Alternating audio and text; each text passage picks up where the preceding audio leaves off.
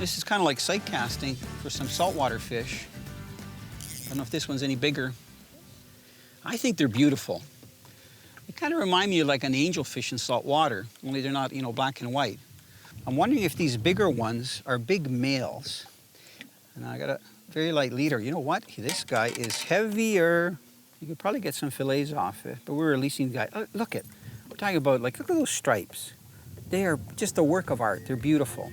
I'm being conservative at 9.5. I'd say he's almost 10.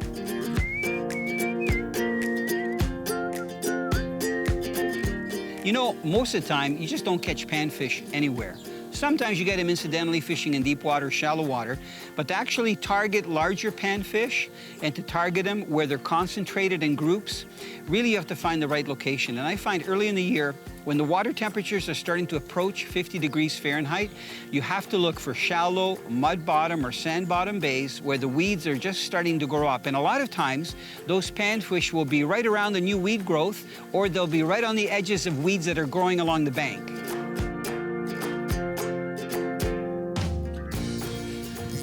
There's got to be a bunch of them right on that edge. This is a pumpkin seed. Nice variety, changing it up. Just like the sun with those nice stripes on his face. For guys that are really serious about their panfish, and I remember fishing the Kawartha Lakes in Ontario and wondering why these Americans had these really long rods and they didn't have reels on them. Now this is a small pumpkin seed. Look, I think they're pretty. These are like the perfect fish for kids to learn how to fish with, using a bobber and a worm, but we're using artificials. For the guys that I saw with those long rods and literally no reels on, I was wondering what they were doing.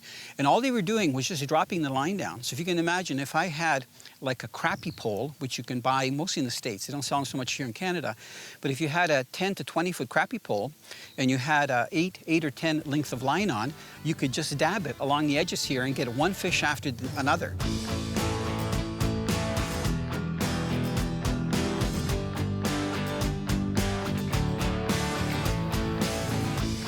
You got to fish in comfort. And one thing I've learned, if I wear shoes that I can get wet, it's really important. Like this morning, when I was launching the boat, the launch was kind of tapered. So I ended up going back and forth from the truck 3 or 4 times and going in the water.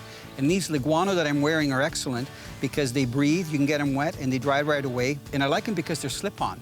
So on the boat, fishing all day, I really like these little stubs that they have underneath because it gives you a little bit of cushion.